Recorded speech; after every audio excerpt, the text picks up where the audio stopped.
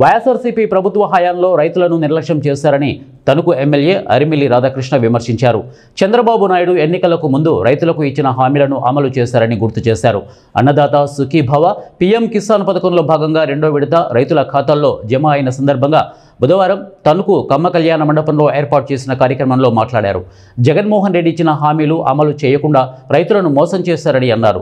5 ఏళ్లలో రైతులను బూతులు తిడుతూ వారి పట్ల అవహేళనగా మాట్లాడుతూ స్థానికంగా మంత్రిగా పనిచేసిన కారుమూరి వెంకట నాగేశ్వరరావు వ్యవహరించారని ఆరోపించారు. గతంలో తుఫాన్ కారణంగా తణుకు నియోజకవర్గంలో పంట నష్టం ఏర్పడితే 3,434 మంది రైతులకు 3.14 కోట్లు ఇన్పుట్ సబ్సిడీ కింద రైతుల ఖాతాల్లో జమ చేశామని చెప్పారు. ఇటీవల మొంతా తుఫాన్ కారణంగా 3,783 ఎకరాల్లో పంట నష్టం జరిగినట్లు అంచనాలు వేసి అందుకు సంబంధించి 3,857 మంది రైతులకు 3.84 కోట్లు ప్రభుత్వానికి అంచనాలు పంపించినట్లు గుర్తు చేశారు. కాలువల్లో తూడు తొలగించడానికి ఇటీవల వేసవి నుంచి ఇప్పటి వరకు దాదాపు 10 కోట్ల మేర ఖర్చు చేశామని అన్నారు.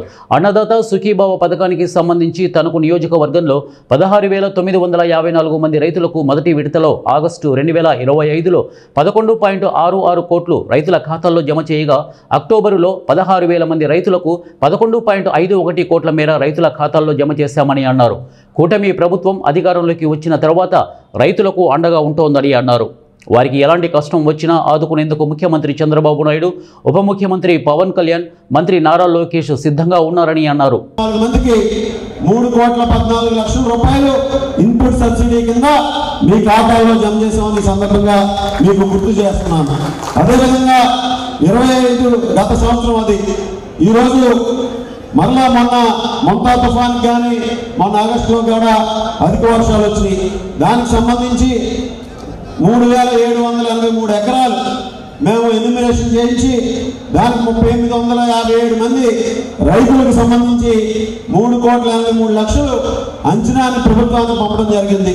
దానికి కూడా మీ ఖాతాలో రైతుల ఖాతాలో జమ అవడం జరుగుతుంది.